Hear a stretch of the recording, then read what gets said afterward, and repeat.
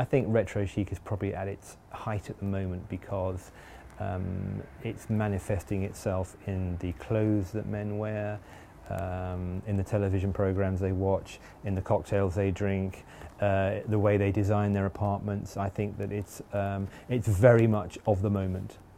I think dressing smarter always has a positive aspect because it encourages people to aspire, particularly in times of economic crisis where we're still in one at the moment. And actually I think it gives a semblance of pride, and we're dressing for success.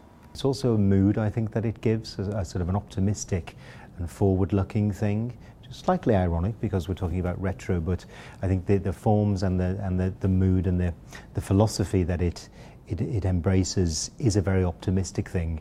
15, 20 years ago it was mainly for an elite, but I think now more and more people are educated in design and what good design is. What the high street is proving is how very mass market this trend is. In fact, it's an incredibly easy way to dress. You put on one beautiful dress with a jacket and you're sort of done. And I think you can see it in tailoring, you can see it on the catwalk, you can see it in the revival of Savile Row, you can see it in some of the drinks brands. We were definitely seeing retro chic come through in terms of interior design. That means furniture, tableware, fabrics. In the last 12 months or so, and particularly this year's watch fairs in Basel and in Geneva, we saw a number of watches that were very specifically designed with the 1950s and 1960s in mind.